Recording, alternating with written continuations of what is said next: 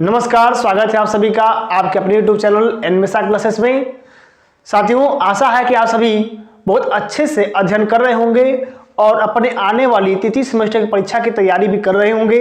इसी क्रम में मैं नीतीश मिश्रा आप सभी के समक्ष हाजिर हूँ। बीएड तृतीय सेमेस्टर इतिहास शिक्षण में हम यूनिट 3 पढ़ने वाले हैं और यूनिट 3 पढ़ाने से पहले मैं आप सभी को बताना चाहूँगा कि यह आपकी सबसे अंतिम विधि मैं आपको आज पढ़ा रहा हूँ, पाठ्य पुस्तक विधि। ठीक, तो आप ये पाठ्य पुस्तक विधि समझ लीजिए। उसके बाद मैंने आपको 1-2 विधियाँ और पढ़ाई इतिहास शिक्षण में, और मैंने यह भी बताया आपको कि 3 विधि जैसे कि व्याख्यान सह प्रदर्शन विधि, परिचर्चा विधि, ये सब आनंद सर ने विज्ञान शिक्षा में पढ़ाया हुआ है, तो वहाँ से देख लीजिएगा। और यही 4-5 विधियों में से ये तय है कि 2 विधि आपके परीक्षा में जरूर पूछनी है। ठीक है, इसलिए अच्छे से अध्ययन कर लीजिएगा। 1 या 2 विधि जरूर आपके परीक्षा में पूछी जाएगी, यह तय है। ठीक, तो देखिए, मैं समय नहीं लूँगा और यही कहूँगा कि ज़्यादा से ज़्यादा मात्रा में अपने साथियों को जोड़िए, जिससे कि वे भी हमारी इस क्लास से लाभान्वित हो सके और हमारा सहयोग भी आप करें चैनल को सब्सक्राइब करके। ठीक है, जिससे कि हमें भी पूरा प्राप्त होता है। आप वीडियो को लाइक करते हैं, चैनल को सब्सक्राइब करते हैं, तो हमें भी लगता है कि हाँ, हमारे सब्सक्राइबर बढ़ रहे हैं और वीडियो इतना व्यू हो रहा है, तो हम भी और बनाने के लिए और भी थोड़ा पुनर्बलित होते हैं। ठीक, लेकिन जब हमें रेनफोर्समेंट नहीं मिलता है, जब आप नहीं देखते हैं या फिर वॉचिंग टाइम कम होता है, तो हमारा भी मन नहीं करता आपको पढ़ाने का कि हमें पढ़ाएं। तो हमें यह लगता है कि हमने इतिहास शिक्षा पढ़ा करके बहुत बड़ी गलती कर दी, हमें नागरिक शास्त्र शिक्षण ही पढ़ाना चाहिए या फिर हमें भूगोल शिक्षण ही पढ़ाना चाहिए, ऐसा महसूस होता है। तो आप सभी से ये आशा है कि आप सभी जो कहा जाता है ना, कम बात पे ज़्यादा बयान देना, तो वही है कि मैं इतना ही कहूँगा, बाकी आप समझदार हैं। चलिए बिना देर के हुए क्लास शुरू करते हैं। देखिए, सबसे पहली बात है कि पाठ्य पुस्तक विधि, नाम से स्पष्ट हो जा रहा है कि पाठ यानी कि पाठ जो है किसमें है, पुस्तक में है। ठीक, यानी पाठ जो है पुस्तक में है और इस विधि के द्वारा हम क्या करेंगे, यानी पुस्तक का सहारा लेते हैं। नाम से स्पष्ट है कि हम इस विधि को संपन्न करने के लिए या इस विधि से शिक्षण करने के लिए हम पुस्तक का सहारा लेते हैं। हम यानी कि शिक्षक से संबंध, ठीक है, शिक्षक शब्द को यह संदर्भित कर रहा है हम शब्द। ठीक, क्योंकि आप भी क्या हैं, शिक्षक भी हैं और छात्र भी हैं। ठीक है, और मैं क्या हूं, मैं भी एक छात्र हूं और मैं भी एक शिक्षक हूं। तो यहाँ पे शिक्षक से मतलब है, ठीक, तो जिसे कहते हैं छात्राध्यापिका, छात्राध्यापक, टीचर स्टूडेंट, वही शब्द है। आगे देखेंगे तो पाठ्य पुस्तक विधि क्या है। देखिए, लिखा हुआ है यह विधि प्राचीन एवं परंपरागत विधि है। मैं इसलिए लिख देता हूं कि आपको समझ में आए और आप नोट्स बनाते चलें। जो मैटर लिख दिया हूं या मैटर आपको किसी भी ठाकुर पब्लिकेशन किताब में नहीं मिलेगा। ठीक है, इसलिए चीज़ों को समझते हुए चलिए। भाषा सरल होगी तो समझ करके परीक्षा में अपने भाषा में भी आप लिख लेंगे। मेरा पढ़ाने का उद्देश्य यही होता है कि आपको समझ में आनी चाहिए चीज़ें। ठीक, तो देखिए, सबसे पहले है कि यह विधि प्राचीन एवं परंपरागत विधि है। प्राचीन एवं परंपरागत मतलब ये है कि यह विधि सदियों से चलती आ रही है और प्राचीन विधि है। जब पुराने समय से चलती आ रही है तो भाई प्राचीन विधि होगी ही, सामान्य सी बात है। तो यह विधि प्राचीन है और क्या है, परंपरागत है। इस विधि का प्रयोग शिक्षक कई तरह से करते हैं। इस विधि का प्रयोग क्या करते हैं, शिक्षक कई तरह से करते हैं। अब किन किन तरह से करते हैं, जैसे कि अब देखिए आगे लिखा हुआ है। पहला क्या है, कुछ शिक्षक विद्यार्थियों को बारी बारी से पाठ के अंश का वाचन कराते हैं। क्या करते हैं, कुछ शिक्षक जो होते हैं वो कहते हैं कि ऐसा है कि क्लास जैसे है भरी हुई है, उसे कहते हैं सोहन तुम उठ जाओ, चलो तुम उठ करके यह जो लिखा हुआ है इसको पढ़ो अपनी किताब में, ये इस पैरा से लेकर के इस पैरा तक का वाचन करो। वाचन मतलब किताब को पढ़ना। ठीक, तो क्या करते हैं शिक्षक कि कुछ शिक्षक शिक्षार्थियों को बारी बारी से पाठ के अंश का वाचन कराते हैं तथा स्वयं उनका स्पष्टीकरण करते जाते हैं। जब मैं भी कक्षा 6, 7, 8 में पढ़ता था तो हमारे एक सर आते थे सामाजिक विज्ञान पढ़ाने के लिए। तो जब वे पढ़ाते थे तो किसी को खड़ा कराते थे। हालांकि मेरा भी मन करता था कि मैं भी पढ़ाऊं, तो मैं भी बीच में खड़ा हो जाता था और बाबा जीत करता था पढ़ने के लिए। ठीक, तो क्या करते थे, एक पन्ना 2 पन्ना या पैराग्राफ जो है, एक एक पैरा सारे बच्चे पढ़ते रहते थे और वे उनका स्पष्टीकरण करते थे बीच बीच में। तो यही चीज़ यहाँ पे भी है। ये कह रहा है कि तथा स्वयं उनका स्पष्टीकरण करते जाते हैं। यानी बालक जो होता है वह किताबों को पढ़ता है और अध्यापक क्या करते हैं, उनका स्पष्टीकरण करते जाते हैं। आगे, जबकि कुछ शिक्षक, अब देखिए दूसरे तरीके से कैसे करते हैं, जबकि कुछ शिक्षक स्वयं ही वाचन करते हैं। कुछ शिक्षक स्वयं ही वाचन करते हैं का मतलब ये है कि शिक्षक जो वाचन करता है उसे हम आदर्श वाचन करते हैं।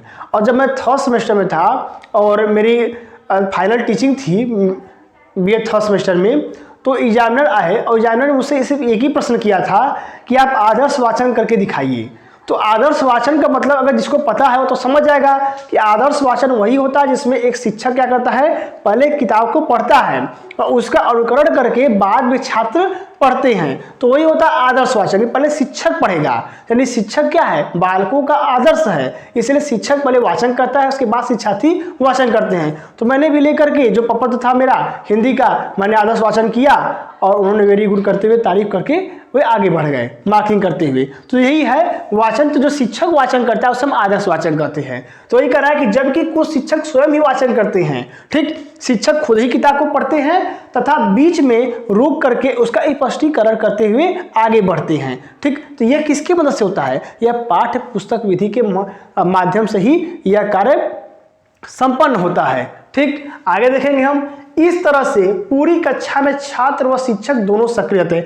छात्र भी सक्रिय रहते हैं कि गुरुजी कहाँ से कहाँ तक पढ़ावत बढ़े, ठीक, और शिक्षक भी सक्रिय रहता है कि मुझे इसका अर्थ बताना है। अगर शिक्षक सक्रिय नहीं रहेगा तो शिक्षक कहेगा कुर्सी बैठा, विद्यार्थी में पढ़ रहे हैं, पढ़ेगा, अपना घर की कुछ बात सोचेगा या यहाँ जाने के बाद क्या करना है, वो यही सब सोचेगा, उल जुलूल की बातें, ठीक है। लेकिन जब उसको यहाँ पे स्पष्टीकरण करना होता है तो क्या करता है, शिक्षक भी सक्रिय होता है और छात्र चूंकि वाचन करता है या शिक्षक ही जब वाचन करता है तो उस समय भी छात्र क्या होता है, सक्रिय होता है। समझ रहे होंगे, आशा करता हूँ आप सभी की बात। आगे देखेंगे हम, आमतौर पर इस विधि का प्रयोग छोटी कक्षाओं में होता है। छोटी कक्षाओं में मतलब है प्राइमरी और अपर प्राइमरी में ही अधिकतर इस विधि का उपयोग किया जाता है। चूंकि हालांकि कक्षा हाई स्कूल तक भी इसका प्रयोग किया जाता है, लेकिन हाई स्कूल में इसका प्रयोग बहुत ही कम हो जाता है, ठीक। बहुत ही कम विद्यालयों में इसका प्रयोग किया जाता है पाठ्य पुस्तक विधि का। तो इसका प्रयोग अधिकतर छोटी कक्षाओं में ही किया जाता है। अब इंटरमीडिएट है, ग्रेजुएशन है, तो वहाँ पे ऐसा नहीं है कि कोई खड़ा होकर पढ़ेगा और उसके बाद अध्यापक आएंगे, प्रोफेसर साहब, तो वो उसका स्पष्टीकरण करेंगे, ऐसा नहीं है। वो सीधे बोलते हैं कि यहाँ से लेकर के यहाँ तक मैं बता रहा हूँ, इसको समझिएगा, ऐसे होता है। ऐसे आमतौर पर मैंने देखा है। तो इस विधि का प्रयोग कहाँ करते हैं हम, पाठ्य पुस्तक विधि का प्रयोग हम छोटी कक्षाओं में प्राय करते हैं। आगे देखिए क्या है, वर्तमान में पाठ्य पुस्तक शिक्षण के प्रमुख साधन है। सही बात है, आज के समय में हमें क्या पढ़ना, हम विद्यालय में एडमिशन लिए हैं तो किस लिए लिए हुए हैं, ठीक। तो हम बीएड करने के लिए हैं, तब बीएड में क्या पढ़ना है भैया, ये कैसे पता चलेगा? यह पता चलेगा कब, जब हम किताबें लेंगे तब कि हाँ ऐसे पार्ट 1 में यह पढ़ना है, पार्ट 2 में यह पढ़ना है, पार्ट 3 में यह पढ़ना है। तो जो ये चीज़ निश्चित रहती है कि इसमें यह पढ़ना है, ये पढ़ना है बीएड के अंतर्गत, तो कैसे निश्चित होती है? किताबों के माध्यम से तो होता है ना निर्धारित, किताबों के माध्यम से निर्धारित होता है। तो वही चीज़ कर रहा है कि वर्तमान में पाठ्य पुस्तक शिक्षण के क्या है, प्रमुख साधन है और समस्त शिक्षा प्रक्रिया पाठ्य पुस्तक पर ही आधारित रहती है, जैसा कि मैंने आपको भी समझाया। आगे एक हम परिभाषा आप देखेंगे पाठ्य पुस्तक विधि की, चूंकि हर विधि की मैं 1-2 परिभाषा प्रयास करता हूं कि दे दूं, जिससे कि परीक्षा में अगर आए तो आप किसी के अनुसार लिख देंगे, एग्जामिनर से पढ़ लिया तो प्रभावित होगा आपसे और अच्छे नंबर आपको देगा। तो वेसले के अनुसार परिभाषा मुझे अच्छी लगी। वेसले के अनुसार इन्होंने कहा पाठ्य पुस्तक विधि को उस प्रक्रिया के रूप में परिभाषित किया जा सकता है। उन्होंने कहा कि पाठ्य पुस्तक विधि वह प्रक्रिया है जिसमें पाठ्य पुस्तक पर अधिकार प्राप्त करना तात्कालिक ध्येय होता है।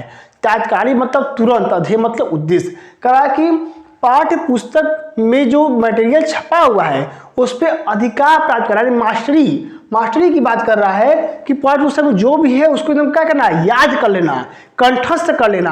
पाठ्य पुस्तक विधि का मेन उद्देश्य यही होता है कि किताबों में जो चीज़ें छपी हुई हैं उनके प्रश्न उत्तर, रिक्त स्थान भरो, उसके भावार्थ, इन सभी चीज़ों को एकदम समझ लेना ही क्या होता है, पाठ्य पुस्तक विधि का उद्देश्य होता है। इसीलिए तो किताबें छपी हुई हैं, नहीं तो किताबें छपती ही नहीं, न छपती, न एक निर्धारित सिलेबस बनता और न आपको कुछ याद करना पड़ता।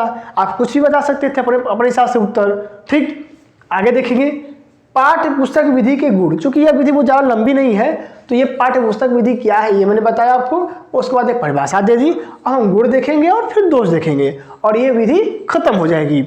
इसके बाद से हम आगे क्लास में अब पढ़ेंगे लेसन प्लान यानी कि यूनिट 3, जैसा कि मैंने आपको बताया है, ठीक है। और उसमें क्या क्या पढ़ाना है आगे वाली क्लास में देखा जाएगा। फिलहाल देखिए पाठ्य पुस्तक विधि के क्या गुण हैं। पाठ्य पुस्तक विधि के गुण हैं। सबसे पहला गुण है, देखिए, यह विद्यार्थियों एवं शिक्षकों को शिक्षण अधिगम प्रक्रिया में दिशा निर्देशन करती है। चूंकि पाठ्य पुस्तक विधि में जब इसका प्रयोग करते हैं इस विधि का, तो हमें पता चलता है कि हमें क्या क्या पढ़ाना है। ठीक, जब सिलेबस होगा ही नहीं, जब किताबें होंगी ही नहीं, तो पता कैसे चलेगा कि शिक्षक को क्या पढ़ाना है और छात्र को क्या पढ़ना है।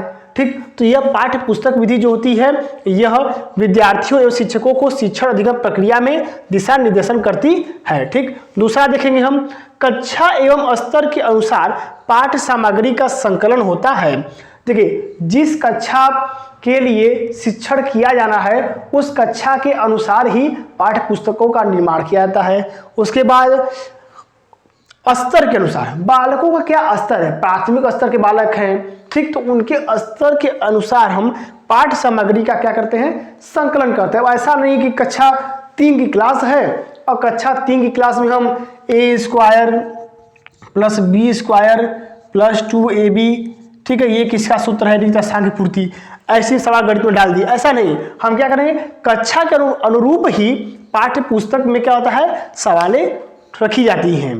तो यह क्या है, फायदा है कि शिक्षक को क्या पढ़ाना है, छात्र को क्या पढ़ना है, यह पता होता है और बालकों के स्तर के अनुसार उसमें मटेरियल होते हैं, पढ़ने के लिए सामग्री होती है। आगे, यह विधि अन्य विधियों के द्वारा अध्ययन हेतु आधार प्रदान करता है। बहुत सही बात लिखी है, यह विधि अन्य विधियों को अध्ययन हेतु आधार प्रदान करने का मतलब यह है कि पाठ्य पुस्तक विधि यानी पाठ्य पुस्तक के द्वारा ही तो हम क्या करते हैं, अन्य विधियों का प्रतिपादन करते हैं। जैसे व्याख्यान सह प्रदर्शन, तो व्याख्यान सह प्रदर्शन विधि का जब हम प्रयोग करते हैं तो व्याख्यान किसका करेंगे, प्रदर्शन किसका करेंगे, यह बात तो हमें पुस्तक के द्वारा ही पता चलती है।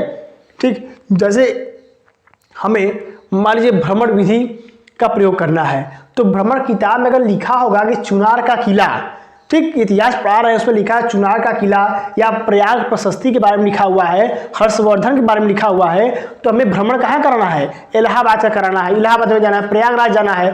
तो हमें कैसे पता करेंगे, जब पाठ में देखेंगे, किताब में देखेंगे कि लिखा है क्या, प्रयाग प्रशस्ति, हर्षवर्धन के बारे में लिखा है, वेन शाह के बारे में लिखा है, तब हम इलाहाबाद लेके जाएंगे। ठीक, तो यही कह रहा है कि इस विधि और यह विधि अन्य विधियों द्वारा अध्ययन हेतु आधार प्रदान करती है। आगे देखेंगे हम, इस विधि में बालक घर पर पाठ को दोहराते हुए आसानी से अपना गृह कार्य संपादित करता है। यानी किताब उसके पास रहती है तो गुरुजी जो पढ़ाए हैं वह घर पर जाकर देख लेता है और उसके बाद जो होमवर्क मिल जाता है किताबें से देख कर अपना होमवर्क भी कर लेता है आसानी से। तो यह क्या है, यह इसके कुछ गुण हैं। तो मैं यह चाहूँगा कि आप पाठ्य पुस्तक विधि के बारे में, उसकी परिभाषा और उसके जो गुण हैं इसका स्क्रीनशॉट ले लीजिए, जिससे कि आपको क्या हो, एकदम आसानी हो जाए। ठीक है, और कोई समस्या आपको ना हो, बाद में अपना नोट्स बना लीजिएगा। ठीक, जो चीज़ें न समझ मैं आपसे हमेशा कहता हूँ कि कमेंट करके पूछ लीजिए, हमेशा मैं हाजिर रहता हूँ आपके लिए। ठीक, तो स्क्रीनशॉट ले लीजिए। इसके बाद हम पाठ्य पुस्तक विधि के दोष को देखेंगे और दोष के बाद एक क्लास खत्म हो जाएगी। ठीक, तो आशा करता हूँ कि स्क्रीनशॉट हो गया होगा। अब इसको मैं इरेज कर देता हूँ। ठीक है, देखिए हम बात करेंगे पाठ्य पुस्तक विधि के दोष। तो पाठ्य पुस्तक जानते हैं कि हर चीज़ में अगर गुण है तो दोष तो कुछ ना कुछ होता ही है। ठीक है, क्योंकि हर सिक्के के दो पहलू होते हैं, तो यहाँ भी इसके भी कुछ दोष हैं। देखेंगे हम, सबसे पहली बात है छात्रों में रटने की प्रवृत्ति को बढ़ावा मिलता है। रटने की प्रवृत्ति को बढ़ावा का मतलब ये है कि छात्र जो होते हैं, जैसे CBSE बोर्ड का बच्चा और UP बोर्ड के बच्चे की अगर हम बात करें, तो मुझे जहाँ तक लगता है कि CBSE बोर्ड का जो छात्र होते हैं हाई स्कूल और इंटर के, वे रट्टू तोता की तरह होते हैं, क्योंकि उनको पता है कि हमारा जो पेपर आएगा वो हमारी किताबों में से ही आएगा, इसी में से आएगा, इसलिए वे 90%, 95%, 99.9% तक अंक प्राप्त करते हैं। ठीक है, लेकिन UP बोर्ड क्या है, UP बोर्ड में आप UP बोर्ड में पढ़ेंगे 3-5 = 8, लेकिन परीक्षा में क्या पूछेगा, परीक्षा में ये दे देगा 11-6 = क्या। तो ये जो बालक है, ठीक, अगर इसने जोड़ की संकल्पना यानी कि जोड़ने की संकल्पना अगर अच्छे ढंग से पढ़ी है कि कैसे जोड़ता है वो तो कर लेगा, लेकिन जिसने सिर्फ क्या है रटा है किताब में कि 5 से 3 जोड़ने पर 8 होता है और वहीं पे ये बदल दिया, या उसने यहाँ पे ये कर दिया कि 11 में कितना जोड़े कि हमें 12 मिल जाए, तो कहानी खत्म हो जाती है। इसलिए UP बोर्ड के क्या होते हैं, बच्चे उतने अंक प्राप्त नहीं कर पाते हैं। खैर वो अलग की बात है। तो ये मेरा समझाने का मतलब ये है कि छात्रों में रटने की प्रवृत्ति को बढ़ावा मिलता है। तो यहाँ पर क्या, यहाँ पर रटने की प्रवृत्ति है कि मैं बस किताब को कंठस्थ कर लेना है। हमारे क्लास में एक बच्चा पढ़ता था, मैं बात बताता हूँ आपको। मेरे क्लास में एक हमारा सहपाठी था, ठीक है, पांडे जी थे। वे पांडे जी क्या करते थे कि मैडम जी ने दिया था 30 श्लोक याद करने के लिए, वे 30 श्लोक उन्होंने याद कर लिया था, ठीक। और बाकी सभी जैसे हम लोग भी थे, बाकी अन्य भी छात्र थे, तो वे सभी 30 श्लोक याद नहीं कर पाते थे। हम लोग 15-16 श्लोक याद किए थे। तो उनको मैडम जी ने क्या कहा पांडे जी को कि यह क्लास के सबसे क्या है, तेज तराक छात्र हैं, ब्रिलियंट बॉय हैं। और बाकी हम सभी को कमजोर श्रेणी में रखा जाता था कक्षा 6, 7, 8 में, ठीक। हम लोग को 30 श्लोक याद हुआ नहीं, ठीक। लेकिन पांडे जी के और भी विषय क्या थे, वे सभी कमजोर थे, लेकिन 30 श्लोक याद करने की वजह से उनको कक्षा में द बेस्ट का अवार्ड मिला हुआ था, जबकि हम सभी को नहीं मिला था। लेकिन जब वही पांडे जी कक्षा 10 में आए हम सभी के साथ, तो कक्षा 10 में उनका श्लोक वाला काम हो गया खत्म, क्योंकि उन्होंने कक्षा 10 में संस्कृत लिया नहीं था और उनको गणित नहीं आती थी, उनको हिंदी ढंग से नहीं आती थी, ठीक है, उनको विज्ञान सही से नहीं आता था। तो उन्होंने क्या किया कि वो सुबह शाम 2 टाइम कोचिंग करने लगते थे, ठीक। तो यही कहने मतलब है कि क्या थे, वो रट्टू तोता थे। उन्होंने क्या किया कि उन्होंने रटने की प्रवृत्ति, उन्होंने रट लिया, उन्होंने जो भी 30 लोग थे उसको रट लिया और वे द बेस्ट हो गए। लेकिन इससे क्या है, इससे आप द बेस्ट नहीं हो सकते। किसी एक चीज पारंगत हो सकते हैं, लेकिन सभी चीजों में आप नहीं हो सकते। तो वही मैंने समझाने का मतलब है। आगे देखेंगे हम, संकुचित दृष्टिकोण विकसित होता है। संकुचित दृष्टिकोण विकसित होने का मतलब यह है, क्योंकि जब जितना पढ़ेंगे बस उतना ही आप जानेंगे, उससे ज़्यादा आप नहीं जान पाएंगे पाठ्य पुस्तक विधि में। अगर आपकी क्लास में बताया गया कि 3 में 5 जोड़ने पर 8 होता है, तब इतना ही जान पाएंगे, ठीक है। जबकि आप ये नहीं जान पाएंगे कि 11 में कितना जोड़े कि 12 हो जाए, ये चीज़ें आप नहीं जान सकते हैं। उससे थोड़ा सा ज़्यादा आप नहीं जान सकते हैं, उससे थोड़ा सा आगे आपको जानने के लिए अगली कक्षा में जाना पड़ेगा, ठीक। भले ही आपके अंदर क्षमता हो, बालक के अंदर क्षमता हो उससे ज़्यादा जानने की, लेकिन बालक जान नहीं सकता है। आगे देखेंगे हम, अध्यापक हेतु स्वतंत्रता का अभाव होता है। अध्यापक भी इसमें क्या होता है, बधा होता है। हमारे बीएड में एक सर थे, वे दर्शन पढ़ाते थे, और जब वे दर्शन पढ़ाते थे सर हमारे, तो क्या कहते हैं, कभी कभी टॉपिक से थोड़ा सा और आगे बढ़ जाते थे, थोड़ा सा हमें और गहराई से ज्ञान प्रदान करते थे।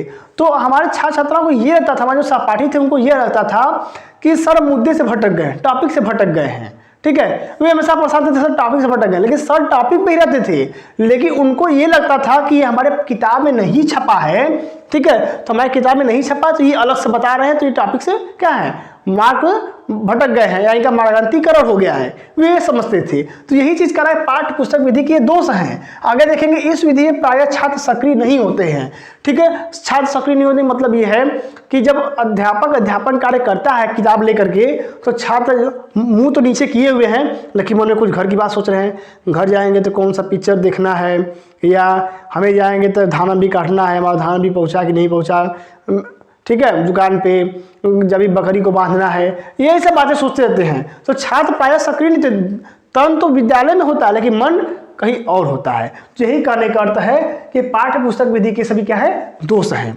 ठीक। तो आशा करता हूं कि आप सभी को अच्छी समझ में आया होगा। इस स्क्रीनशॉट लेना चाहते हैं तो ले सकते हैं, ठीक है।